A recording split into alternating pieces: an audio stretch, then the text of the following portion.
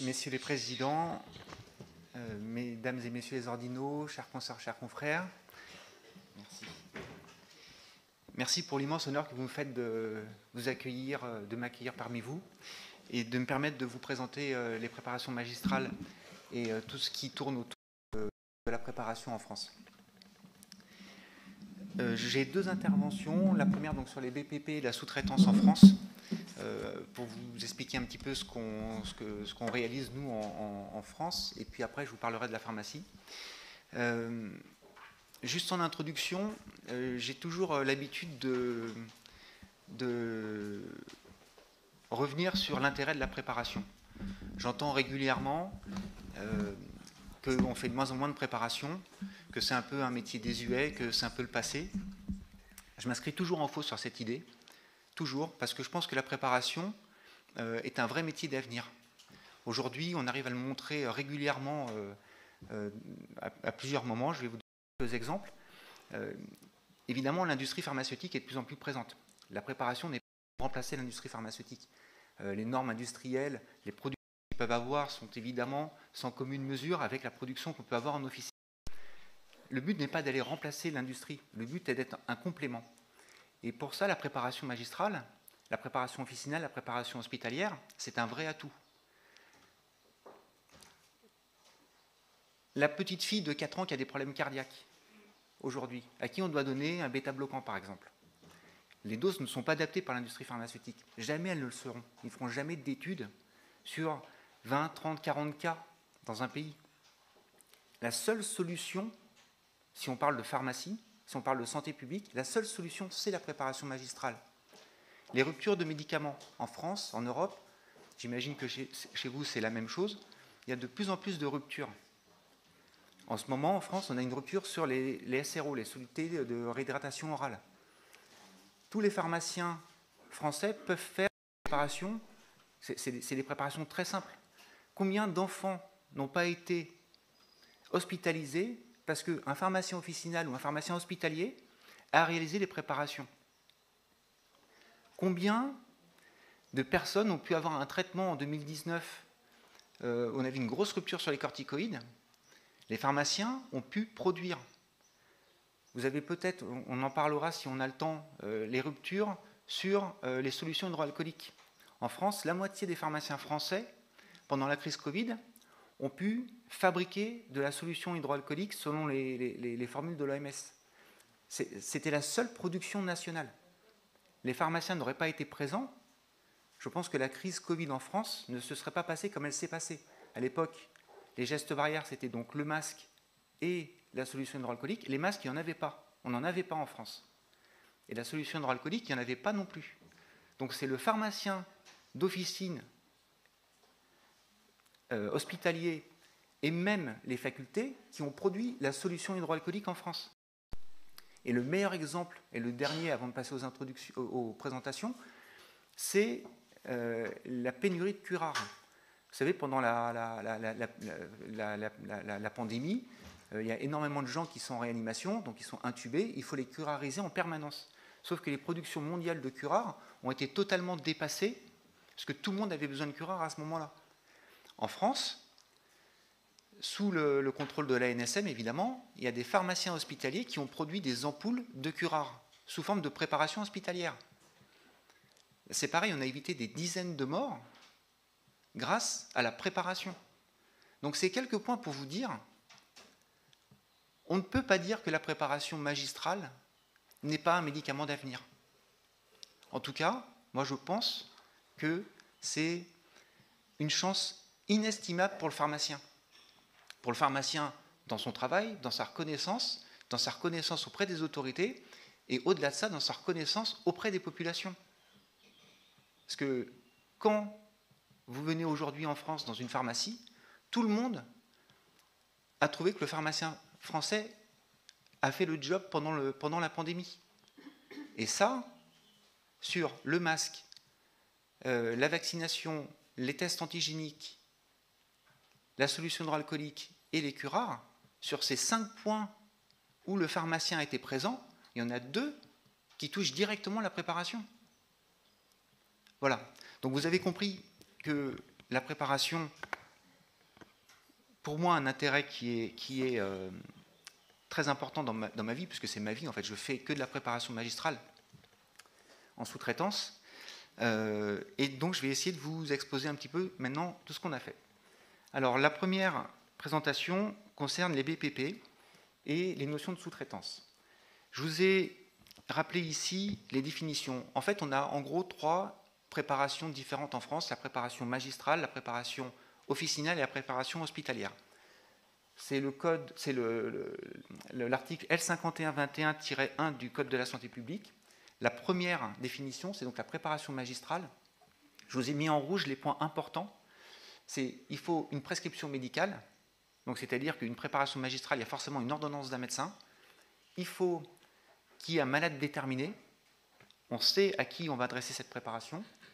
Il faut qu'il n'y ait pas de spécialité pharmaceutique disponible, c'est-à-dire qu'on n'a pas le droit, par exemple, de faire des gélules de Doliprane, des gélules de paracétamol 500 mg, parce qu'il existe des spécialités déjà de l'industrie. Il faut que ce soit fait au moment de la demande, donc le terme extemporané. Et en vert, je vous ai mis cette phrase, on ne va pas la lire, c'est juste pour vous dire qu'aujourd'hui, ces dernières semaines, le code a évolué et en fait, on a un rapprochement entre les définitions de la préparation hospitalière et de la préparation magistrale. Le petit 3, je saute volontairement le petit 2, le petit 3, c'est la préparation officinale qui doit être préparée à la pharmacie, mais à la pharmacie qui délivre directement la préparation officinale. C'est-à-dire que là, en théorie, il n'y a pas de notion de sous-traitance. On n'a pas le droit de sous-traiter des préparations officinales. Et cette préparation doit être inscrite à la pharmacopée ou au formulaire national.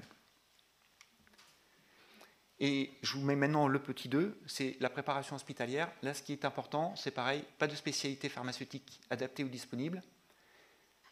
Et il faut qu'il fasse une déclaration auprès de l'ANSM. L'ANSM, c'est l'agence du médicament chez nous. Et tout dernièrement, il y a 2 mois, est apparue une variante de la préparation hospitalière, c'est la préparation hospitalière spéciale. C'est quelque chose qui a été pris de l'Angleterre et c'était pour répondre spécifiquement aux problématiques de curares. C'est-à-dire que quand ils ont fait les curares, les pharmaciens hospitaliers ont commencé à faire des fabrications et après, l'industrie pharma a pu récupérer une partie de cette production sans être sur les notions d'AMM, mais en restant sur des notions de préparation. Donc ça, c'est juste un texte législatif qui permet d'encadrer un peu le passage à l'industrie pharma sans passer sur l'AMM. Alors, les grandes dates, on a l'impression qu'en fait, tout commence en 2007. C'est vrai et pas vrai. Tout commence réglementairement en 2007. Avant 2007, il y avait déjà des pharmaciens qui étaient spécialisés dans la sous-traitance. Nous, notre activité a commencé en 91.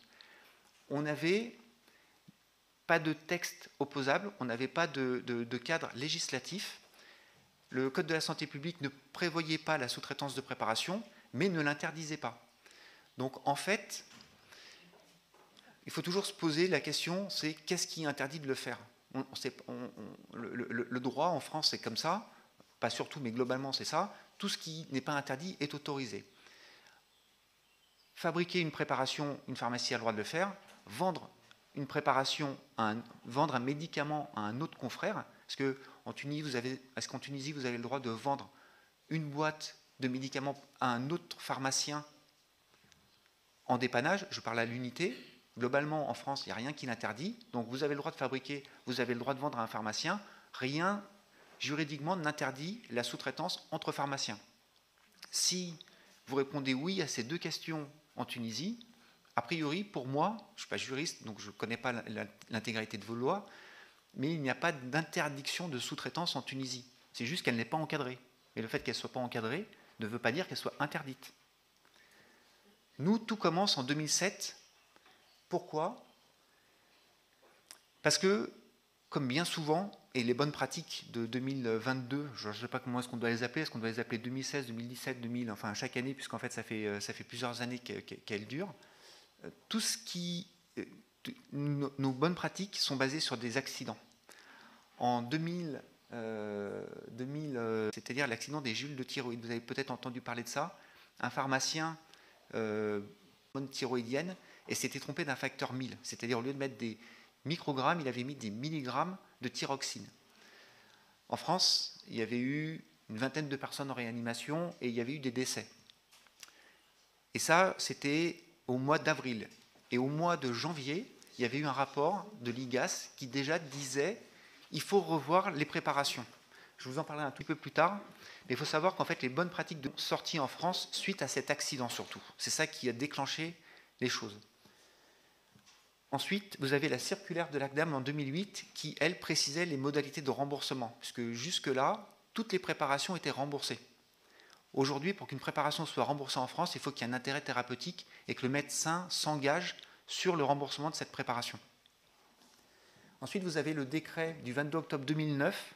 Ça, c'est le vrai décret qui officialise les notions de sous-traitance. Il y avait des notions de sous-traitance qui étaient les bonnes pratiques en 2007, mais on est sur un texte qui est opposable à la profession, mais ce n'est pas sur des niveaux de code de la santé publique, ce n'est pas des arrêtés, ce n'est pas des lois. Là, vous avez un décret en 2009 relatif à l'exécution des préparations magistrales et officinales. Dans ce décret, on a deux choses très importantes pour notre métier. La première chose, c'est la notion officielle de sous-traitance. On a une explication de ce qu'il faut faire pour être sous-traitant, déposer un dossier ARS. Et donc là, c'est vraiment la naissance de la sous-traitance en France. Et la deuxième partie de ce décret était sur les préparations dangereuses.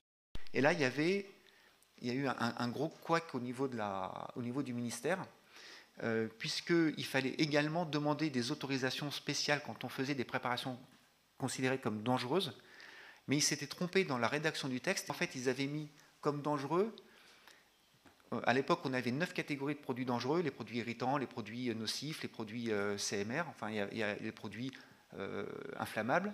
Et en fait, dans la réglementation, ils avaient mis la totalité des produits dangereux. Ce qui veut dire qu'en fait, tous les pharmaciens, dès lors que vous réalisez une préparation, par exemple, de vasine salicylée, acide salicylique irritant, produit dangereux, il fallait que tous les pharmaciens de France fassent une demande d'autorisation à l'ARS. Donc là, évidemment, ils ont dû revenir en arrière parce qu'ils avaient mal rédigé le texte. Avoir des autorisations quand on réalisait des produits CMR, cancérigènes, mutagènes, reprotoxiques. Le décret d'octobre 2010, je passe vite dessus, c'était à peu près la même chose, mais pour les hospitaliers. Ensuite, en 2012, on a un décret qui reprend les règles d'étiquetage, parce que les règles d'étiquetage, c'est des choses qui étaient apprises à la faculté, mais qui n'étaient pas forcément sur des choses totalement mises à jour. Donc là, on a un décret sur les règles d'étiquetage. Le décret du 14 novembre 2014 reprend en fait une écriture correcte du texte sur les produits CMR.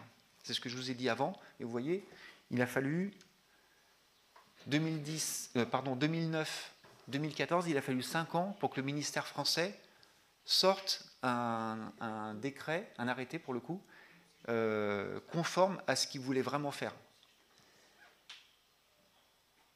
Et on avait également dans ce décret d'autres autorisations spécifiques à demander si les pharmaciens veulent faire du stérile, si les pharmaciens veulent faire des produits CMR, si les pharmaciens veulent faire des préparations pédiatriques listées pour des enfants de moins de 12 ans. Aujourd'hui en France, une pharmacie, même si elle ne fait pas de sous-traitance, qui veut faire des préparations contenant un produit, par exemple, je prenais l'exemple d'une pédiatrie tout à l'heure pour un enfant de 4 ans, faire un bloquant, il faut avoir une autorisation ARS. On ne peut pas le faire. Globalement, tous les sous-traitants ont cette autorisation, sinon ça ne sert à rien de faire de la sous-traitance, et il y a très peu de pharmaciens qui ne sont pas sous-traitants qui l'ont. Le décret de 2019, c'est pareil, ça encadre la sous-traitance entre les PUI. Et en 2022, donc, les nouvelles BPP, je dis 2022 parce que normalement, elles devraient enfin paraître au journal officiel, sachant que ça fait depuis 2016 ou 2017 que les gens sont dessus. Donc là, j'ai juste repris, en fait, l'origine des BPP 2007. Donc c'était le fameux rapport qu'on appelle le rapport Deloménie. Alors en fait, il avait été écrit aussi avec Maryse Fourcade. Et vous voyez, c'était des choses assez globales. On est sur janvier 2006. L'accident sur la thyroïde, c'est avril 2006, 4 mois après. Tout a été fait en même temps. Standardiser et garantir la qualité des normes communes. c'est des choses très générales, améliorer la gestion du risque des préparations hospitalières et moderniser l'exercice officinal en légalisant la sous-traitance, introduisant la notion d'activité optionnelle, bon ça c'est pas très intéressant, et il parlait aussi du remboursement sur la fin. Donc ça c'est vraiment le texte, enfin le rapport initial fondateur qui a donné les bonnes pratiques de 2007, accéléré donc par l'accident sur les gélules thyroïdiennes. Les BPP 2016, pareil, il y a un rapport IGAS, mais pour le coup ce rapport IGAS, il vient après un autre accident qu'on a eu en France sur des préparations stériles de nutrition à l'hôpital de Chambéry, où on a eu une contamination sur les poches, et il y a eu, je crois, 4 ou 5 enfants qui sont décédés suite à cette contamination. Et en fait, ils se sont rendus compte à ce moment-là que les textes, les bonnes pratiques de préparation de 2007 n'étaient pas assez poussées dans l'explication de tout ce qui était stérile, et donc le rapport IGAS a dit qu'il faut absolument revoir les bonnes pratiques. Les objectifs de ces bonnes pratiques, c'était améliorer le texte. Alors, je vais passer vite là-dessus, puisque je reviendrai après sur finalement les résultats de ces différents objectifs. Améliorer le texte existant, augmenter le niveau de qualité des centres de production, clarifier les modalités de sous-traitance, revoir le chapitre sur les médicaments stériles et avoir un meilleur outil pour faciliter les audits et inspections. Parce que comme les bonnes pratiques de 2007 n'étaient pas très claires sur beaucoup de points, finalement, on était encore très inspecteur dépendant. Quand un inspecteur ARS venait dans votre pharmacie, il s'appuyait sur les bonnes pratiques, mais les bonnes pratiques, n'étant pas suffisamment précises, c'était quand même un peu selon le bon vouloir de l'inspecteur.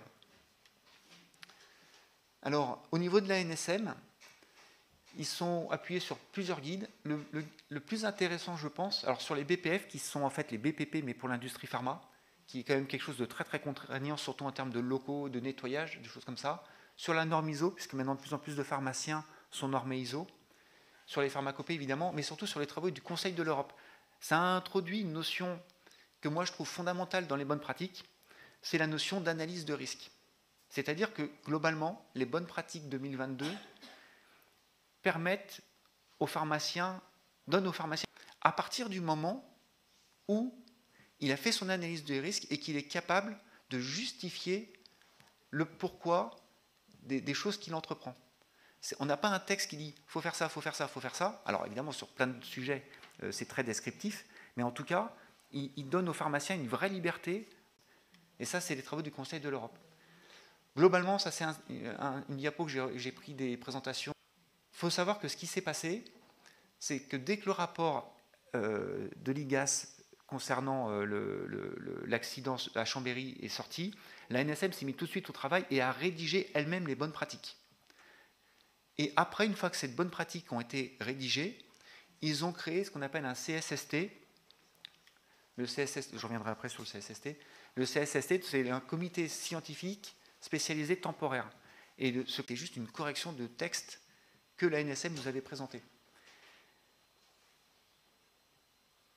Ensuite, une fois qu'on a fait la relecture, ça a duré des années en fait, on pensait que ça allait durer quelques mois, ça a duré des années. Le texte est passé en enquête publique, c'est-à-dire qu'on envoie à tous les pharmaciens de France, même pas aux pharmaciens d'ailleurs, l'ANSM publie un avis d'enquête publique et chacun a la possibilité de répondre et de donner son avis sur le texte. L'enquête publique étant finie, les commentaires sont retraités à nouveau au niveau du SST et après il y a une publication. En fait, on est toujours à ce niveau-là, c'est-à-dire qu'on est toujours là en attente de publication. Ça reprend ce que je viens de dire. Donc 2015, janvier 2016, on est sur le travail de la NSM. Ensuite, la première réunion du CSST en février 2016. Février 2016, hein. On est en mars 2022 quand même. Hein. Pour un texte qui était déjà écrit en janvier 2016.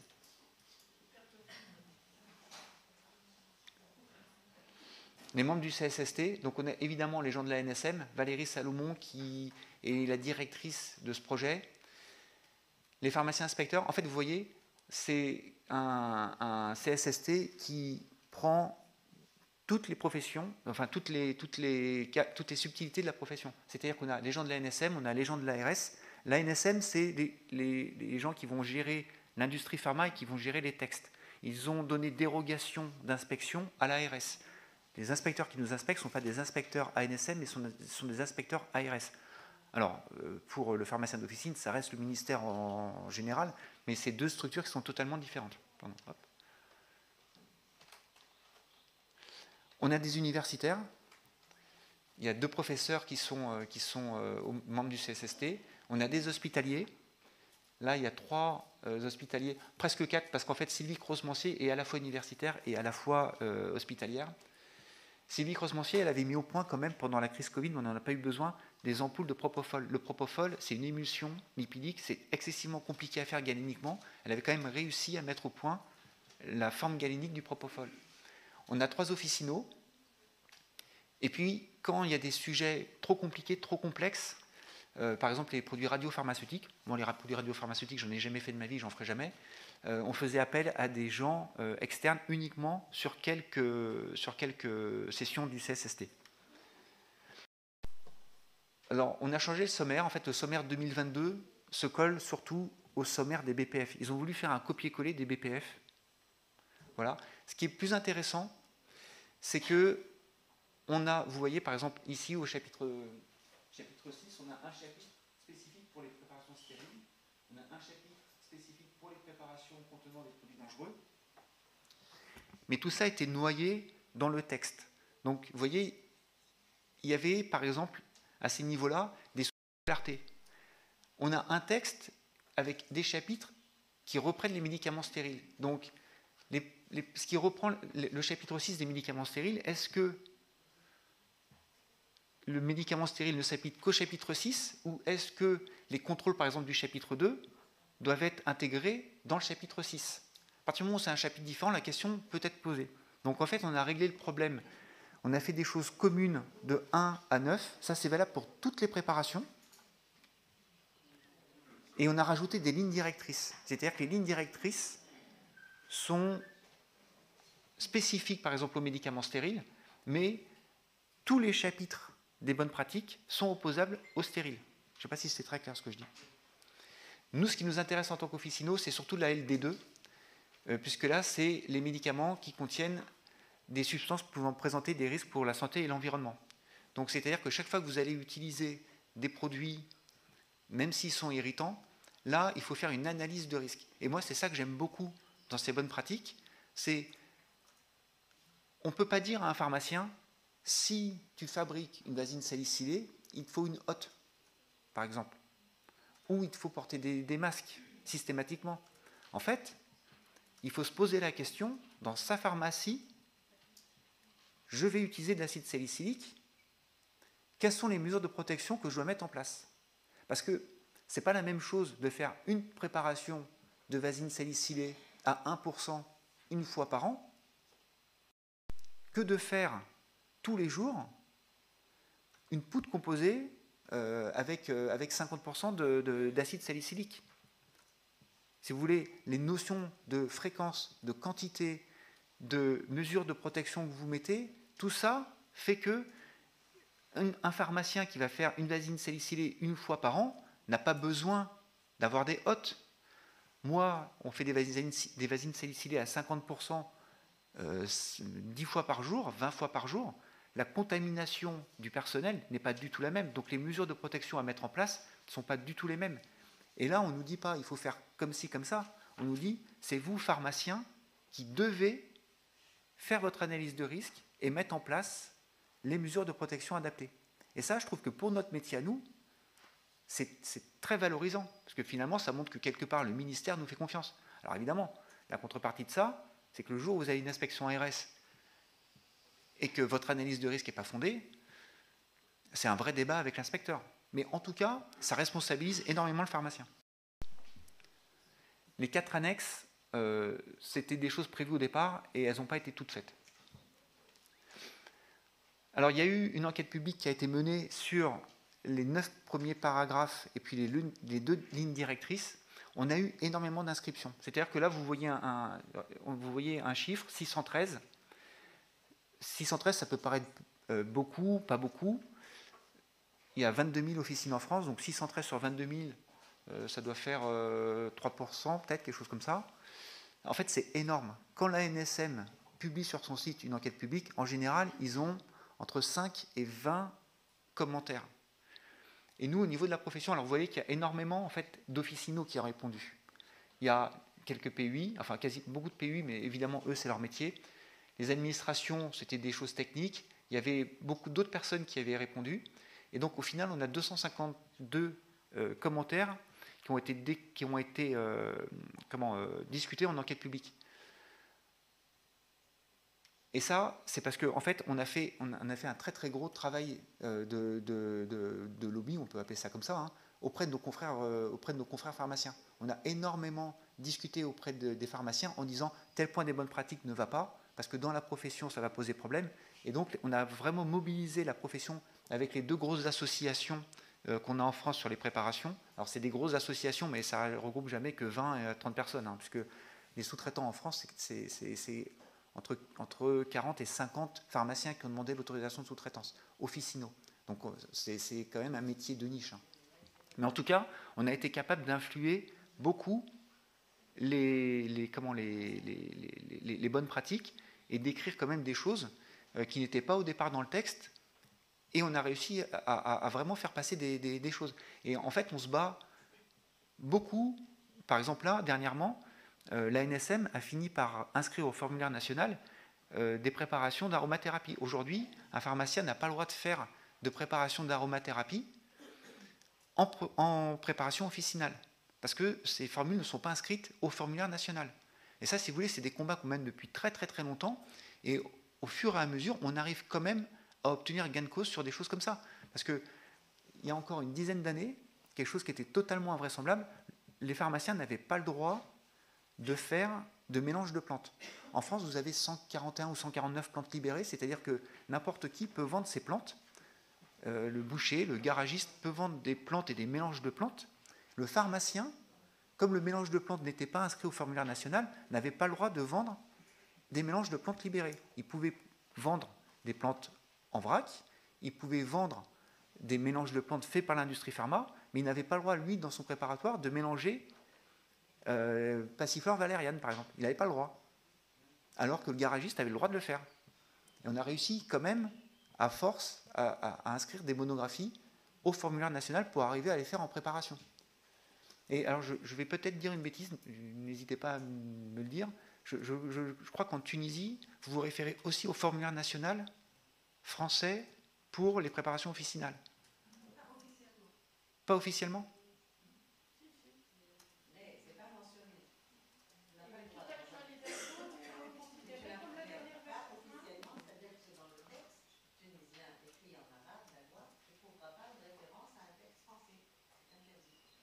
Un texte français, ça j'entends bien. Mais le formulaire, ce n'est pas forcément un texte. Nous, par exemple, dans les bonnes pratiques, on peut se référer évidemment au formulaire français, mais on a le droit de se référer aussi au formulaire des autres États membres. C'est-à-dire que je peux aller piocher des formules, par exemple dans le formulaire espagnol, sans avoir l'espagnol.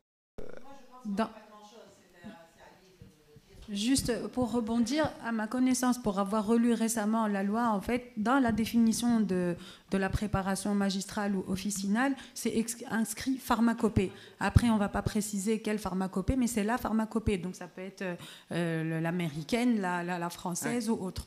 Mais c'est inscrit pharmacopée. Donc, en tant que définition de la préparation officinale, c'est conformément à la formule de la pharmacopée. Et bon, ça sous-entend le formulaire national aussi. Mais ça vous ouvre un champ énorme. C'est-à-dire, oui, que globalement, vous avez une possibilité de réaliser des préparations officinales. Si vous pouvez vous référer à n'importe quelle pharmacopée, je veux dire, le champ est énorme. Parce qu'il y a des pays où les pharmacopées sont très très riches. Nous, chez nous, c'est très très pauvre en fait. On n'a quasiment rien. Il y a une différence entre, c'est peut-être une question bête, formulaire national et pharmacopée? Alors, c'est une bonne question parce que ça, beaucoup de pharmaciens font la confusion. Le formulaire national est un élément de la pharmacopée.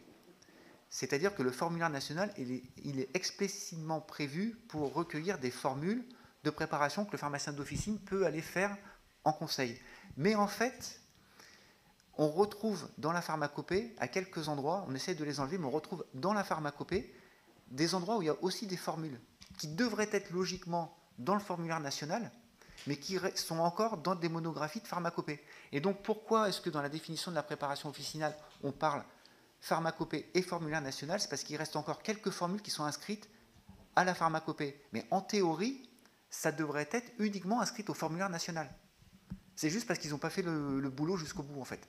Donc il existe un document qui est mis à jour régulièrement qui s'appelle Formulaire national. Alors il est mis à jour, il est surtout dépouillé des formules qui contiennent. C'est-à-dire que la dernière version, c'était la version de 74 où il y avait beaucoup de choses dedans, il y avait des sirops, il y avait plein de choses. En 2003, 2004, suite au rapport de Lomini en fait, puisque le rapport de Lomini, vous avez vu, marqué il faut revoir le formulaire national. Donc là, ils ont créé l'équivalent d'un SST à l'époque sur le formulaire national. On était 2 officinaux dedans. Et en fait, ce qu'ils ont fait, c'était mené par des hospitaliers. Ils ont totalement vidé le formulaire national en disant on va enlever toutes les formules qui ne servent à rien. Alors que pour nous, elles servaient. On disait mais non, on n'est pas d'accord. Sauf que comme on était en minorité, que les travaux étaient dirigés par les hospitaliers et que la NSM voulait globalement enlever beaucoup de formules qui ne leur plaisaient pas trop, en fait, ils ont complètement dépouillé le formulaire national et ils n'en ont jamais remis. C'est-à-dire que là, il y a une vraie faute du ministère. Ça ne suit pas le rapport de Lomini. Le rapport de Lomini a dit vous devez mettre à jour le formulaire national. La seule chose qu'ils aient faite, c'est d'enlever les formules. On a réussi en 7 ans de présence à l'époque, c'était l'AFSAPS. En 7 ans, on a réussi à mettre 2 formules au formulaire. La première, c'est celle dont je vous ai parlé tout à l'heure sur le mélange de plantes. Parce qu'il faut voir qu'un inspecteur ARS, même eux disaient mais attendez, on ne peut pas aller inspecter et je veux dire, poursuivre un pharmacien qui fait des mélanges de plantes. Ça n'a aucun sens de faire ça. Donc ils ont quand même fini par rajouter cette formule, mais l'autre formule qu'ils ont rajoutée, c'est... Je m'amuse toujours avec cette histoire. Je me dépêche.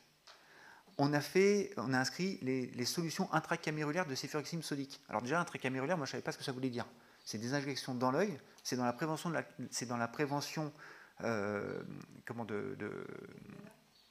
Non, c'est pendant l'opération, si tu veux, ils injectent un antibiotique pour éviter une infection en prévention lors des opérations de la cataracte. Donc autant dire que ça, en conseil officinal, c'est tous les jours. Tous les jours, vous avez des patients qui viennent vous voir en vous disant je vais me faire opérer de la cataracte, est-ce que vous pouvez me conseiller quelque chose pour pas que... Enfin, c'est ridicule, quoi. C'est pas du tout... Ils avaient détourné le formulaire officinal pour faire des préparations magistrales, pour faire des préparations hospitalières. Mais bon, c'est pas très... Pour répondre à votre question, le formulaire n'est pas à jour. Voilà. Je vais faire vite. Donc, les objectifs, est-ce qu'ils sont atteints? Améliorer le texte existant, oui et non. Sur la forme, oui. Sur le fond, aussi. Sur la forme, je ne vois pas bien l'intérêt d'avoir un format type BPF, puisque nous, on n'est pas inspecté par les inspecteurs ANSM. C'est sûr qu'il y a une cohérence comme ça entre les 2 textes. Améliorer le texte, ça nous a permis quand même de changer des choses dans les BP 2007 qui étaient fausses, qui n'étaient pas claires. L'analyse de risque, ça je vous en ai parlé. Les modalités de sous-traitance, il y a des contrats, bon ça c'est pas très intéressant. Les médicaments stériles, il y a une vraie ligne directrice spécifique. Ça, tous les hospitaliers aujourd'hui ont un vrai outil pour pouvoir aller voir... Parce qu'en fait, le pharmacien hospitalier en France, ce n'est pas lui qui décide des investissements. Il faut qu'il aille voir le directeur de l'hôpital. Quand il va voir le directeur de l'hôpital en disant je voudrais bien une nouvelle hotte, le directeur de l'hôpital il dit combien ça coûte. Mais aujourd'hui, il a un texte opposable qui dit il faut une hotte. Donc là, c'est plus une question d'argent, c'est une question, tu as l'obligation légale de le faire. Voilà, hop. Donc les choses importantes des BPP, ça nous dit qu'il faut prendre des matières premières chez des fournisseurs agréés. Alors les matières premières, c'est un problème chez vous, chez nous, c'est un problème un peu partout, mais globalement, on arrive quand même à trouver des matières premières. La libération des matières premières et du lot, c'est fait par un pharmacien. Ça, avant, ce n'était pas inscrit, mais aujourd'hui, quand vous faites une préparation, il faut qu'il y ait un pharmacien qui dise à un moment ou à un autre, oui, ok, la préparation, elle est conforme, on va pouvoir la délivrer. Double vérification du produit et de la pesée, ça c'est une avancée. Alors c'est une avancée oui et non, c'est-à-dire qu'aujourd'hui, pour éviter les erreurs, en théorie, en France, quand vous faites une préparation, vous avez votre préparateur qui va prendre son produit, vous devez avoir un autre préparateur à côté qui vérifie qu'il a bien pris le bon produit, qu'il a bien fait la bonne pesée. Autant dire que personne ne fait ça, mais en théorie, c'est comme ça que c'est prévu.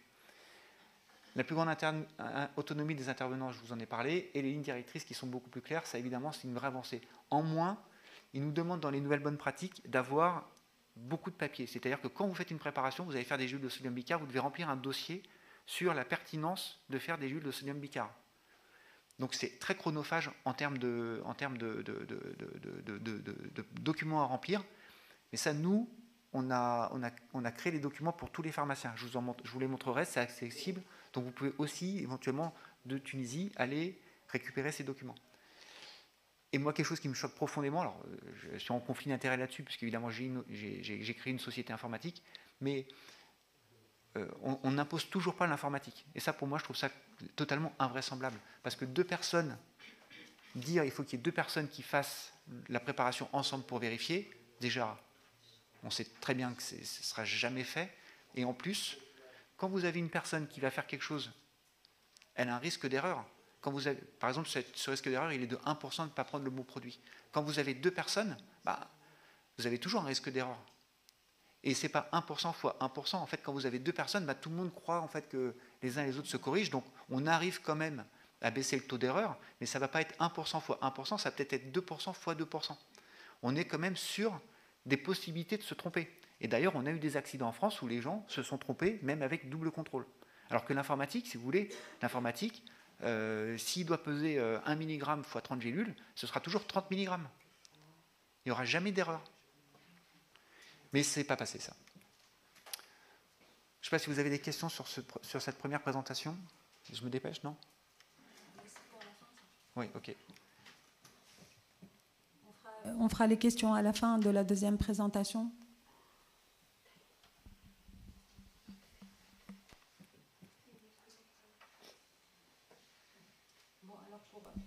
Pour anticiper un peu le temps que la présentation arrive, moi j'avais une question sur la notion de gestion de risque.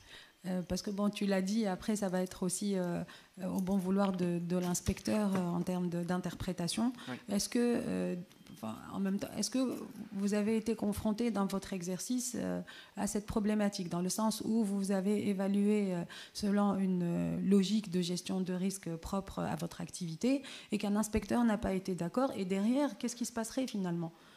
Si on justifie et que l'inspecteur n'est pas d'accord, est-ce qu'on risque, je ne sais pas moi, je dis peut-être n'importe quoi, une sanction ou autre, quoi. Voilà. Alors en fait, si la question s'adresse à moi particulièrement, ou si ça s'adresse à la profession en général, c'est-à-dire que en fait dans le code du travail, il y a déjà cette notion depuis l'an 2000 de document unique et de gestion des produits CMR. En fait, finalement, c'est arrivé bien plus tard en pharmacie que dans le code du travail, où tu as une obligation légale de prendre en compte la santé du salarié. Donc c'est quelque chose que moi j'avais déjà fait depuis très très longtemps. J'avais fait des formations sur les produits chimiques, et donc je suis quand même assez calé sur tout ce qui est produits chimiques et mesures de protection à prendre. Aujourd'hui, quand un inspecteur vient chez moi, en fait, les inspecteurs, quand ils viennent chez moi, en fait, ils en apprennent plus que ce qu'ils peuvent me dire. Alors ils peuvent me dire qu'il faut respecter les textes, mais globalement les textes, je les respecte. Après, ce qu'on risque, s'il y a des non-conformités par rapport à des documents opposables, c'est une plainte de l'ARS auprès de l'ordre, et après, charge à l'ordre d'instruire ou pas la plainte. Et vraiment, en cas de très grave, ils peuvent se retourner vers les tribunaux correctionnels, si vraiment il y a des grosses fautes, où là, après, c'est les juridictions civiles. Mais c'est rarissime. Alors, il y a beaucoup de plaintes ordinales, ça c'est sûr. Sur les préparations, c'est très simple en fait. Dès qu'une inspection se passe mal, le respect des bonnes pratiques 2007 est inexistant. On est peut-être 200 à les respecter peu ou prou. Mais les gens ne peuvent pas respecter les bonnes pratiques. C'est un peu la discussion qu'on avait hier. On ne peut pas demander aux pharmaciens d'être capables d'être bons sur tous les domaines. On ne peut pas faire de la vaccination, de tous les vaccins, de faire de la PDA, on ne peut pas leur demander de faire des envois sur Internet, on ne peut pas demander de leur faire de la préparation, on ne peut pas leur demander de savoir faire tous les métiers du pharmacien. Aujourd'hui, on est obligé quand même plus ou moins de se spécialiser, enfin à mon sens. Mais donc oui. S'il vous plaît, j'ai une toute petite question. Je suis là. Pardon. Merci. D'abord, je suis agréablement surprise de découvrir qu'il y a de la spécialisation pour le pharmacien d'officine, parce que dans ma tête, non, c'était les autres branches à la limite où je voyais de la spécialisation. Et la question, c'est, quand vous parlez d'analyse de risque, c'est selon les standards d'analyse de risque, AMDEC, etc. C'est-à-dire c'est standardisé, comment vous faites l'analyse de risque, comme on fait dans l'industrie? Oui, alors, Amdec, les outils, quoi. Oui, oui. Alors après, les outils ne sont pas décrits. C'est-à-dire que finalement, chacun prend les outils qu'il a envie de prendre. Vous n'allez pas forcément prendre les mêmes. Enfin, en tout cas, nous, c'est pas décrit dans le texte. Donc, si vous voulez, à partir du moment où c'est pas décrit, on fait un peu comme on veut. Puis l'analyse de risque, il y a différents niveaux d'analyse de risque. C'est-à-dire que vous n'allez pas gérer votre risque de la même façon si c'est par exemple quand vous allez remplir votre document sur les préparations, qui est quelque chose de théorique. L'analyse de risque des produits chimiques, ce n'est pas la même chose. L'analyse de risque de savoir si votre préparation va se perdre et du coup que ça peut engendrer. Enfin, il y a... Le concept. Oui. Après, pour être tout à fait honnête et répondre à votre question, parce qu'on n'est pas là pour se mentir, l'analyse de risque, vous voyez, c'est quelque chose qui est totalement nouveau chez nous. Donc il faut aussi que les pharmaciens, et moi aussi d'ailleurs, je n'ai pas de problème à le dire, il faut aussi qu'on s'approprie les outils qui vont nous permettre de mener à bien une analyse de risque telle qu'on la connaît dans l'industrie depuis très longtemps. C'est vraiment, pour moi, vous avez vu, enfin j'ai insisté un peu dessus, c'est vraiment quelque chose de révolutionnaire dans les bonnes pratiques. Donc à partir de là, effectivement, on a aussi des choses à apprendre.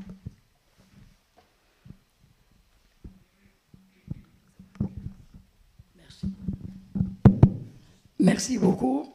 J'ai deux petites questions. Concernant le formulaire national, c'est vrai qu'il n'y a pas de formulaire national tunisien.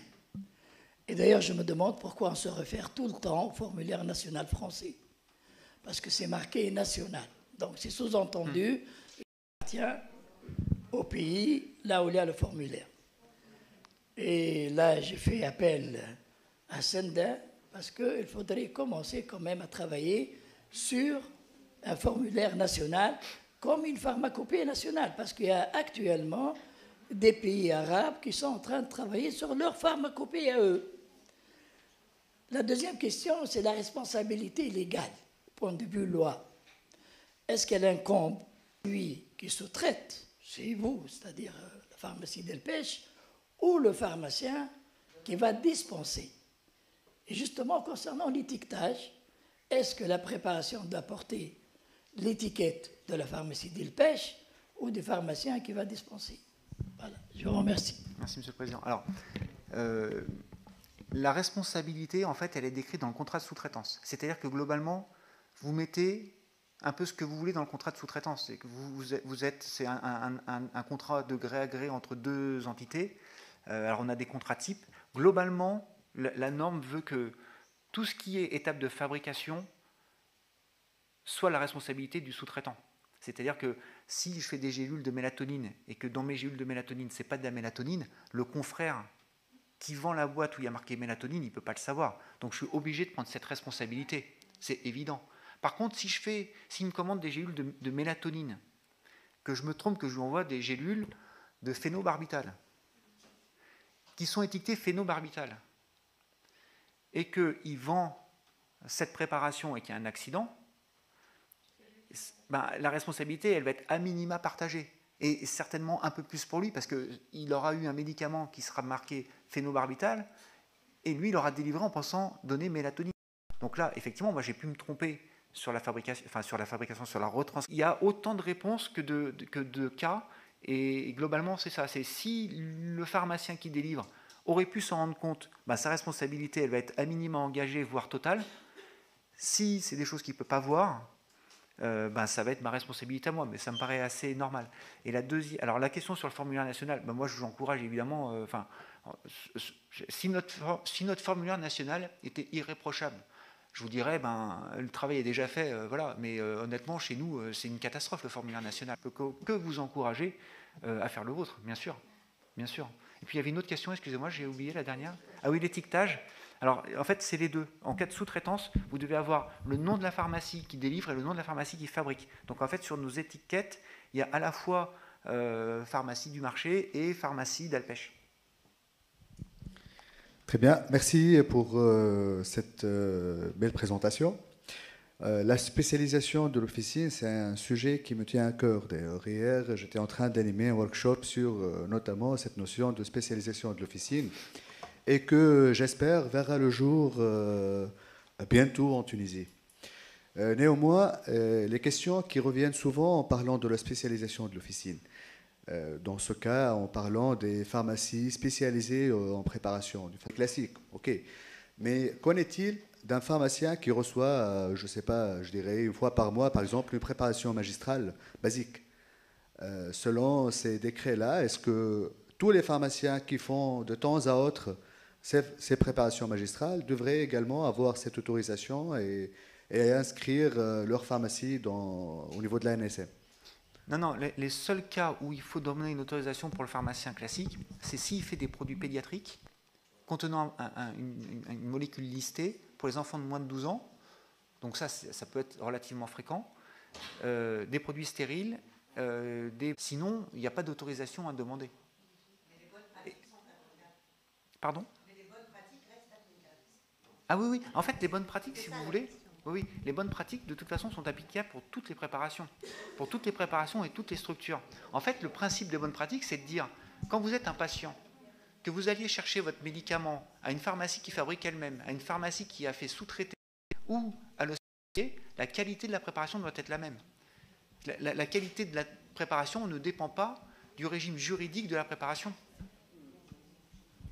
Je vais me permettre, juste si je peux, de ne pas être d'accord avec vous sur une partie de la réponse que vous avez donnée à Sir Abdallah Jalel concernant la responsabilité. On est donneur d'ordre et sous-traitant, et vous avez mis deux cas de figure. Un cas de figure où c'était plus le sous-traitant qui était responsable en cas d'erreur, et l'autre, moi, à mon avis, par défaut, le donneur d'ordre est responsable. Parce que quand on sous-traite, on garde la responsabilité, et c'est au donneur d'ordre de s'assurer, et ça doit être décrit probablement dans les bonnes pratiques, que son sous-traitant qu'il va choisir, il lui permet justement d'avoir ce niveau de garantie qualité via des audits, un contrat, beaucoup de choses. Donc je pense qu'un donneur d'ordre doit rester le premier responsable, et ensuite l'enquête, s'il y a problème, bien sûr le fabricant, le sous-traitant va être dans la foulée s'il y a un problème. Oui, mais oui. Le premier responsable, je ne sais pas. Effectivement, en théorie, c'est comme ça que ça devrait être. C'est-à-dire que globalement, si une plainte est déposée, elle doit être déposée contre la personne qui a délivré. Et après, effectivement, comme vous dites, les plaintes peuvent être voilà. Mais dans la réalité des cas, c'est pas comme ça que ça se passe quand même. C'est-à-dire que globalement, le sous-traitant peut être mis en cause tout de suite, dès le début. Les gens qui gèrent ça, quand même, il y a la réalité, enfin il y a les textes et puis la réalité des choses telles qu'elles se passent. Les deux ont une responsabilité civile et pénale s'il y a un problème. Oui, oui. Alors, je ne veux pas répondre à ça parce que je ne veux pas vous dire de bêtises, mais globalement, chaque fois qu'il y a eu des problèmes en France, ça s'est passé. Ce que je vous ai dit est la réalité de ce qui se passe. Si le sous-traitant fait quelque chose que le donneur d'ordre ne peut pas se rendre compte, effectivement, réglementairement, le donneur d'ordre peut être poursuivi, mais c'est pas comme ça, c'est pas ça qui se passe en réalité. Même si encore une fois, je suis d'accord. Oui, après, je vous dis mon expérience. Je vous dis mon expérience. Hein, Déjà, la responsabilité de vendre ce qu'on fabrique, c'est un sujet où il y a une grosse responsabilité. En plus, si on va prendre celle d'un sous-traitant, il faut prendre les mesures nécessaires, justement. Et la responsabilité derrière en cas de problème. Ah oui, mais vous savez, alors après, il y a des choses très... Enfin, c'est un vaste débat, ça. On n'aurait pas forcément le temps pour en parler après, mais nos amis belges, parce que nous, aujourd'hui, je pense que c'est pareil chez vous, quand vous vendez une boîte de Doliprane, si à la place du Doliprane, c'est de la strychnine, si on suit votre logique, la responsabilité, elle est sur qui? Elle est sur Sanofi ou elle est sur vous qui l'avez vendu? On a un intermédiaire, quelqu'un qui fait ce job pour nous, qui est l'administration, via le dossier déposé, via les inspections. D'accord. Eh ben, je m'attendais à ce que vous répondiez ça. En fait, en Belgique, ce n'est pas le cas. En Belgique, le pharmacien d'officine est responsable à la place de Sanofi. C'est-à-dire que c'est à lui... Ah oui, mais ça, pour le coup, je vous laisse vérifier. Ils ont créé une association spécifique qui va contrôler les spécialités mises sur le marché par l'industrie pharma. C'est ça, oui, c'est dans Bruxelles, c'est 4 étages. Oui, mais c'est un laboratoire de contrôle. Nous, comme vous dites, c'est l'ANSM qui prend la responsabilité quelque part des produits de Sanofi, alors qu'en Belgique, c'est le pharmacien d'officine qui a créé par une association ces laboratoires de contrôle et il trouve des non-conformités sur les spécialités. Hein. C'est de l'ordre de 3%. C'est énorme, hein. Oui. Mais y a pas de variété. Pour respecter le temps, le débat est très intéressant, mais il va falloir passer à la deuxième présentation. Allez, juste une question, M. Bruno. Oui, pardon. Ouais. Je vous remercie pour cette présentation. Juste deux ou trois questions. La première, selon votre estimation, le pourcentage des préparations en France, est-ce que ça représente, point de vue chiffre d'affaires et activité, est-ce que ça reste quand même une activité importante et est-ce que vous avez une estimation en moyenne?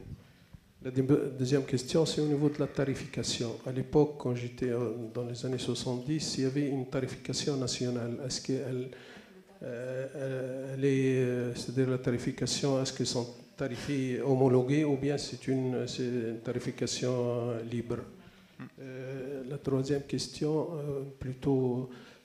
oui, la troisième question, c'est selon vous, est-ce que tous les textes et les documents de bonne fabrication, est-ce que c'est vraiment quelque chose de nécessaire pour les officines? Parce que je ne vous cache pas qu'on pense depuis un certain temps à éditer un texte ou quelque chose que dans un guide ou un texte dans ce sens. Seulement, est-ce que vous ne croyez pas que ça va peut-être en imposant des mesures que beaucoup de pharmacies ne pourraient pas faire, est-ce que ça ne va pas encore dissuader le pharmacien officinal de faire des préparations?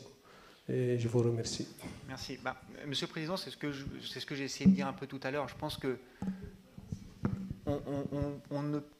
donner un cadre, c'est une obligation. Il faut donner un cadre. Il faut que la profession ait des bonnes pratiques. On a des bonnes...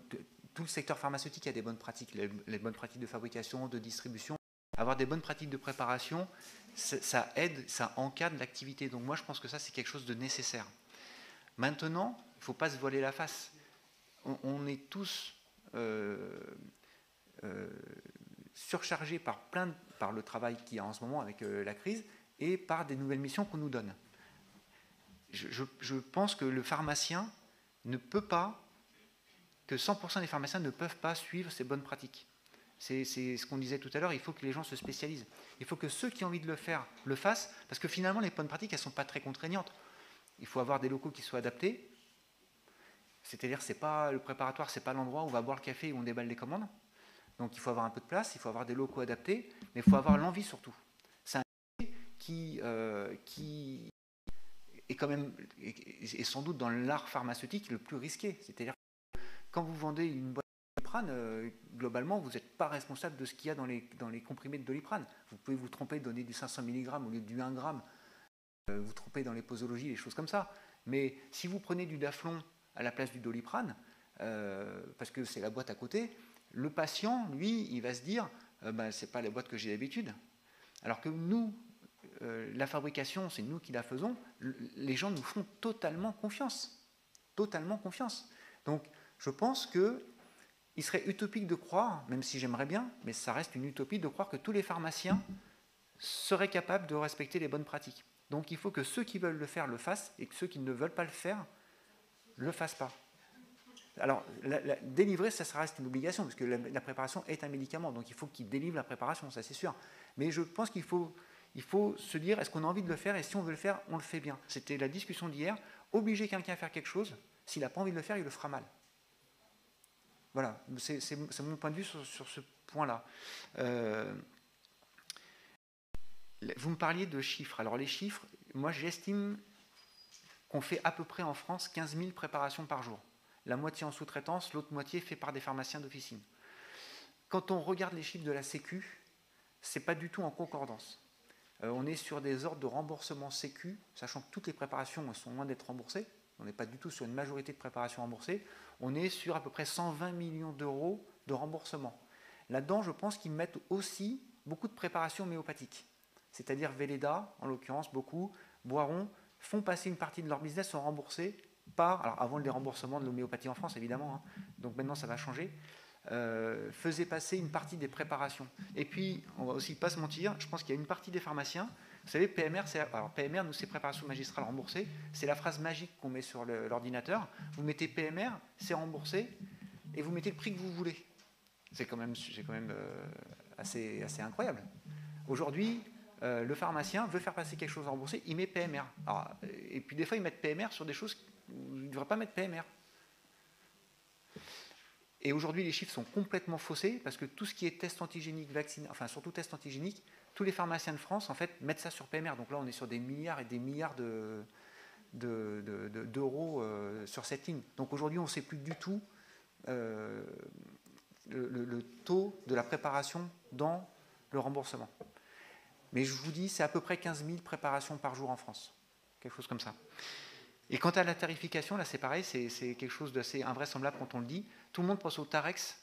Et le TAREX, c'est un document qui n'est pas du tout un document officiel, qui était un document qui avait été édité par les gens qui font le Vidal, je crois, et qui disait, moi je pourrais très bien faire le TAREX d'Alpech si j'ai envie. Tout le monde a le droit de faire son TAREX. Les gens pensent que le TAREX c'est un document officiel et opposable, alors qu'en fait pas du tout, c'est une entreprise privée qui a dit, tiens, nous on vous propose de faire comme ça. Mais en fait, les prix sont totalement libres. C'est-à-dire que la préparation en France, c'est le seul médicament remboursé dont le prix est fixé par le pharmacien lui-même. C'est joli ça, hein? Pas du tout. On est incapable de se mettre d'accord, déjà entre pharmaciens, sur les prix qu'il faudrait vendre les préparations. Ça va du simple au triple. Mais ça, pour moi, c'est une anomalie, hein, une aberration totale. J'ai jusqu'à quelle heure là? On ne fait pas une pause. En fait, après cette présentation. Parce que sinon, je ne fais pas tout. Je ne pourrais pas tout faire. Voilà. Soit je parle de Une Delpech, demi-heure. soit je parle Une demi-heure. des façons. Ok, bon, je vais essayer de faire vite. Allez. Bon, ça c'est la pharmacie. L'organigramme de la pharmacie, je vais. On est à peu près une centaine de personnes en fait à la pharmacie.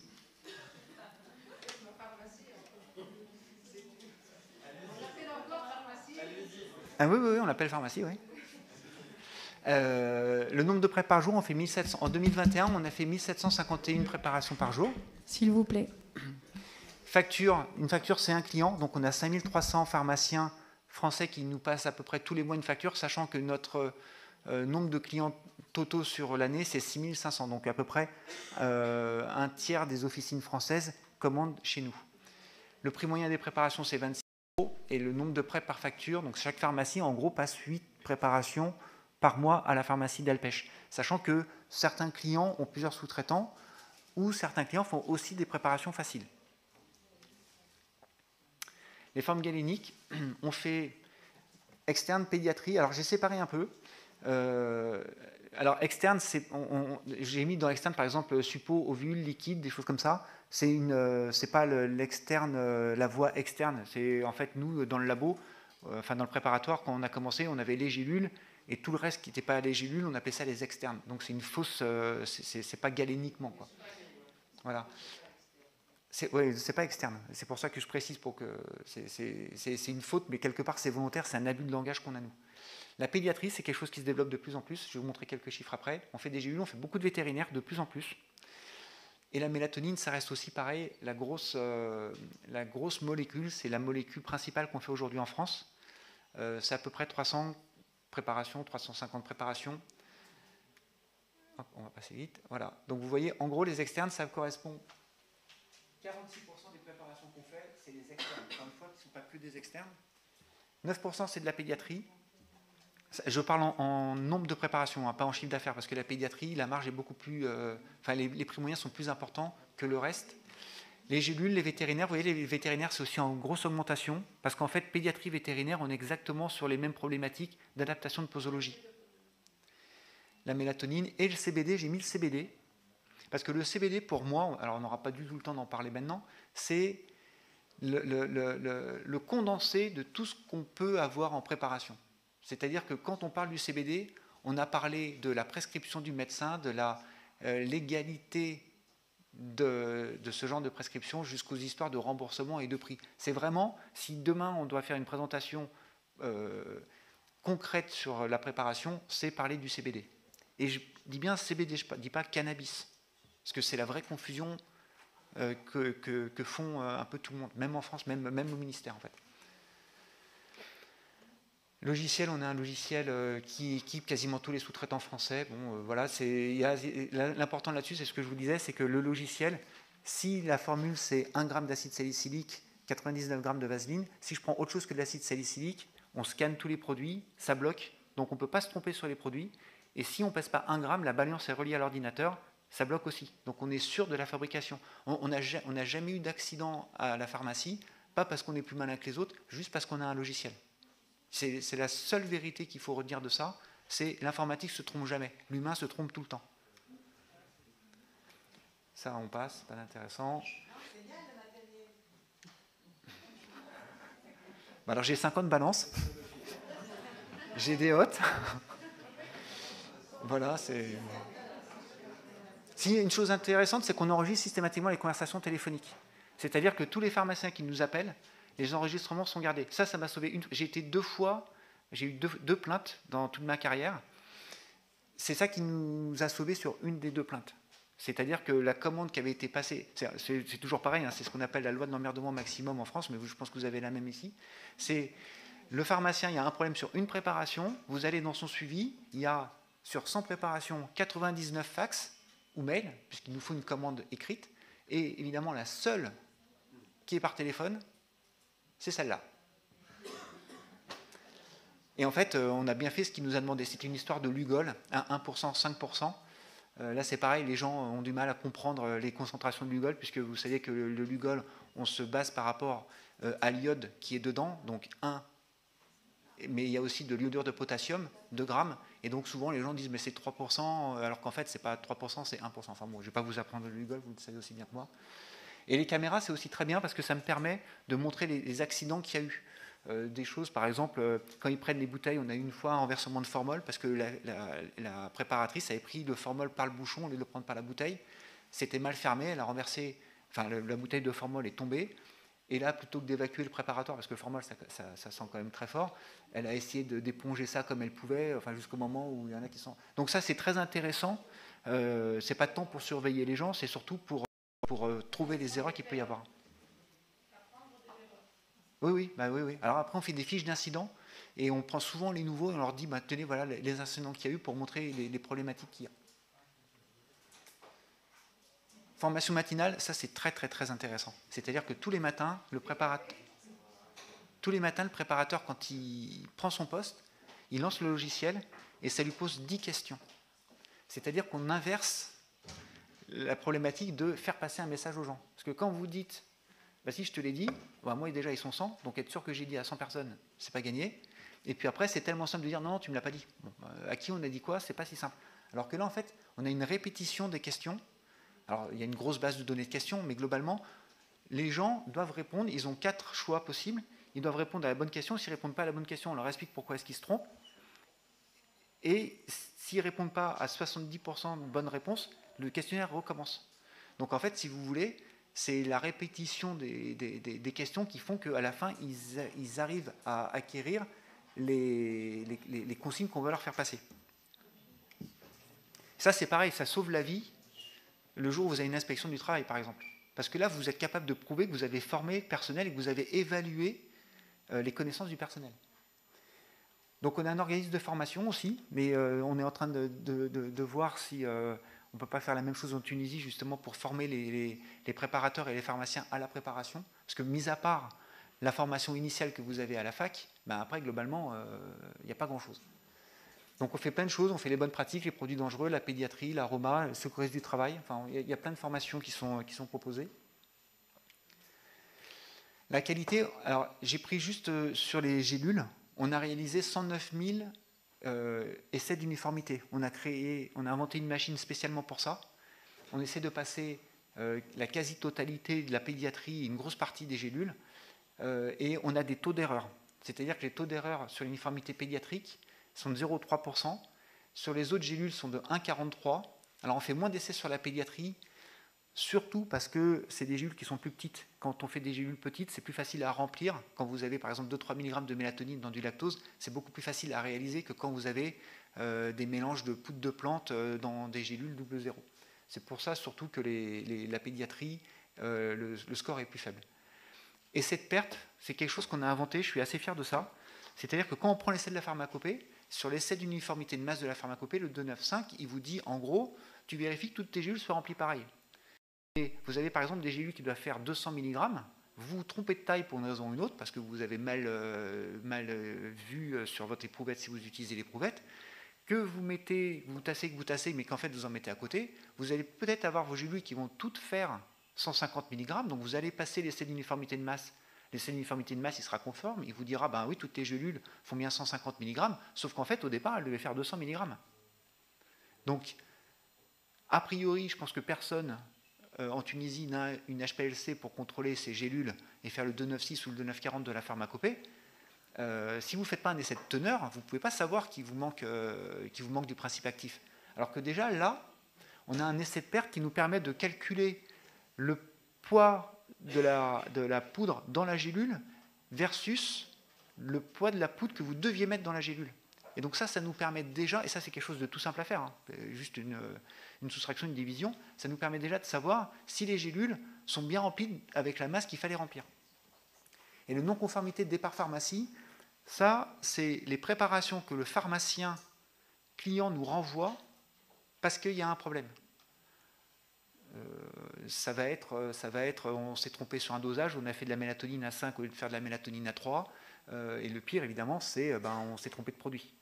Alors, on s'est trompé de produit, c'est pas du tout 0,14%, c'est bien en dessous de ça, mais c'est 100 de gélules, on en a fait 30, ils voulaient des gélules vertes, on les a fait rouges, ils voulaient 2 flacons, on n'en a fait qu'un. Voilà, c'est une erreur dont on aurait dû se rendre compte, dont mon pharmacien aurait dû se rendre compte au moment de la libération de la préparation, et dont on ne s'est pas rendu compte. Alors 0,14 c'est beaucoup, c'est pas beaucoup. On peut toujours discuter de ça. Encore une fois, l'erreur elle est humaine. L'industrie pharma, là, dont je vous parlais des Belges tout à l'heure, si on prend l'intégralité, alors on ne peut pas vraiment comparer, parce que là, moi, c'est vraiment des choses que le pharmacien peut voir, et il y a peut-être des choses qu'il n'a pas vues. Mais l'industrie pharma, en Belgique, ils sont sur des taux d'erreur de 3%. 3%, hein. C'est quand même beaucoup. Hein. Alors ça va être des choses, genre avenue du Général de Gaulle avec 3 ailes. Bon, ça, ils considèrent que c'est une erreur, parce que c'est pas conforme à ce qui a été déposé par la boîte. C'est très rare qu'il y ait des problèmes de dosage, mais enfin, en tout cas, ça arrive. Bon voilà, enfin, je vous donne le chiffre, vous en faites ce que vous voulez, 0,14%. Oui, oui, oui. Alors, on a aussi ces données, effectivement, c'est-à-dire qu'après, dans la gestion des erreurs, dans la non-conformité de départ pharmacie, on a, je ne sais pas, peut-être une cinquantaine de critères différents, et donc nous, on va beaucoup plus finement, mais là, je vous donne un chiffre global. Si je commençais à vous montrer vraiment tout ce qu'on fait, on serait là très longtemps, mais je peux vous donner ces chiffres, hein, on les a. Hein. Enfin, je ne les connais pas de tête, je peux vous les donner si vous voulez. Mais oui, oui. C'est plus intéressant que de voir un chiffre comme ça. Il faut avoir les deux. Alors, vous avez totalement raison. En fait, tout ça, si vous voulez, c'est après avec l'expérience. Au début, je donnais ce chiffre, et puis lors d'inspection, ils m'ont dit ouais, est-ce que vous pouvez être plus fin dans la notion. Et donc, après, on va plus finement, mais si vous voulez, ça ne s'est pas fait comme ça. Je ne suis pas arrivé en 99. Et ça ne s'est pas fait en un jour, vous voyez, mais vous avez totalement raison, et c'est ce qu'on fait d'ailleurs. Les essais d'uniformité de masse, je vous en ai parlé. Donc dans la pharmacopée de normes internes, en fait j'ai mis des normes internes plus draconiennes que la pharmacopée pour pousser les gens à faire mieux. C'est-à-dire que globalement, si vous prenez l'essai de la pharmacopée, on ne va pas rentrer dans les détails, mais vous êtes par exemple à 7% de tolérance, nous sur la pédiatrie on est à 5%. Et on a 2 lignes HPLC, donc on fait nous-mêmes. On est les seuls en France à avoir des lignes HPLC, et donc ça nous permet de faire des études de stabilité, du picking tous les jours pour vérifier que les préparations sont conformes. Ça, à gauche, là, c'est cette machine. En fait, vous versez toutes les gélules là, dedans. C'est une compteuse qui fait tomber 20 gélules une par une dans le pot, ici. Ça va calculer avec l'ordinateur qui est ici l'essai d'uniformité, et après, ça va compter toutes les gélules. Parce que ce que je veux aussi, c'est valider que quand le pharmacien nous commande 60 gélules, qu'on lui envoie bien 60 gélules. Parce qu'il y a des formules qu'on fait, par exemple la mélatonine ou la DHEA, on les fait 300 par 300. Des fois, le pharmacien, c'est arrivé qu'il me dise je vous ai commandé 90 gélules et en fait, il n'y en a que 30 dans le pot. Alors, soit effectivement, quand on a pris les 300, on s'est trompé, c'est possible. Soit il y en avait bien 90 et puis il en a gardé 60 pour lui et puis il me dit qu'il n'y en a que 30. Ça arrive aussi, ça. Alors que là, c'est pas moi qui vais voir la préparatrice en disant mais t'en as fait 30 ou 90. Vous parlez 15 jours avant, comment elle peut se souvenir, et elles font 100 préparations par jour, comment est-ce qu'elle peut se souvenir du nombre de gélules qu'elle a fait. Alors que là, l'ordinateur les a comptées, et là j'ai la preuve qu'on en a bien fait 90. Il y a des dossiers de l'eau par... Oui, tout est informatique en fait, tout est géré dans l'ordinateur, et le dossier de l'eau on l'envoie au pharmacien à la fin. Alors ça dépend de ce qu'on appelle dossier de l'eau. Moi vraiment dossier de l'eau de la préparation. Je ne vais par exemple pas lui envoyer sur les hôtes, quand on fait les changements de filtre, la qualification des hôtes. Je lui envoie uniquement globalement ce qui a trait à la prépa.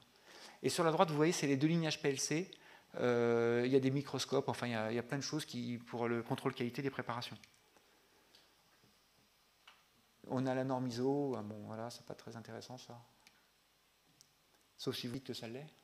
Non. Okay. Ça, c'est très bien aussi. Ça, on est assez content de nous, en fait, pour prouver en fait, tous les postes de travail ont des hôtes. Mais en fait, mettre des hôtes, ça montre qu'on met en place des mesures de protection. Et en fait, est-ce que ces mesures de protection, elles sont efficaces ou pas? Ça, c'est un vrai débat. Mettre la hotte, déjà, est-ce qu'ils la mettent en marche? Est-ce qu'ils la mettent pas en marche? Est-ce que la hotte que vous avez mis en marche, finalement, elle est totalement qualifiée pour tous les produits que vous utilisez dedans? Donc, réglementairement, en France, la seule chose qu'on est censé faire, c'est quelques tests atmosphériques sur certains produits. Par exemple, le formol. Une fois par an, vous devez faire un dosage de formol en mettant un badge à un de vos équipiers qui travaille, et on vérifie, on envoie ça à un labo d'analyse, et le labo contrôle les taux de formol. Sauf que quand vous faites ça une fois par an, objectivement, c'est pas... Voilà. Donc nous, ce qu'on a fait, c'est déjà, on a mis en place des sondes qui captent en temps réel, même si ce n'est pas opposable réglementairement.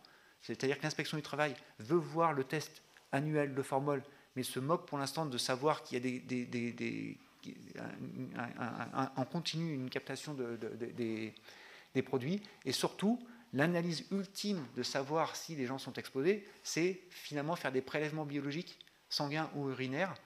On va faire manipuler par exemple du phénobarbital sur une préparation. On fait à temps zéro le dosage de phénobarbital ou de barbiturique chez la personne qui va fabriquer, et on fait après, selon la demi-vie du phénobarbital, on va faire des recherches sanguines ou urinaires, je n'ai pas en tête sur le phénobarbital, pour voir si finalement les gens sont exposés ou pas aux produits qu'on utilise. Vous êtes plutôt dans des hôtes pour protéger le personnel, c'est plutôt des hôtes aspirantes ou bien des hôtes pour protéger la qualité de la matière que vous faisiez ou que vous mélangez? Alors, on n'est pas dans les hôtes à flux laminaires. Alors, non, on n'est pas dans les hôtes à flux. Alors, oui, des hôtes aspirantes, parce que si vous voulez, nous on ne fait pas de stérile. En fait, vous avez 3 types d'hôtes. Vous avez la hôte qui protège uniquement le personnel et l'environnement. Ça, nous, c'est toutes nos hôtes. On a une hôte à flux d'air, pardon, le suivant. On a une hôte à flux d'air laminaire, réellement laminaire, mais qu'on n'utilise plus. En fait, celle-là, on s'en servait pour l'homéo, parce que l'homéo, on produit soit protégé. Mais moi, si vous voulez, des gélules ou une vasine salicylée, ce que je veux, c'est protéger mon personnel et protéger l'environnement. Et protéger la vasine salicylée, on ne fait pas de stérile.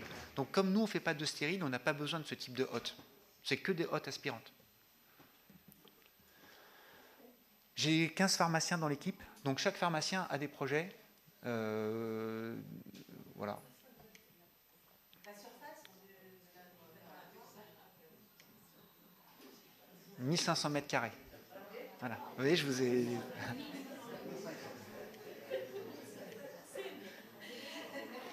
Ça, je pense que ça peut vous...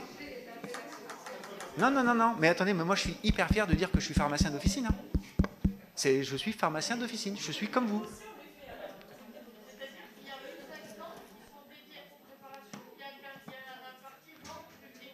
Alors, j'ai une pharmacie. La pharmacie, vous voyez, la pharmacie, elle fait à peu près 60 mètres carrés.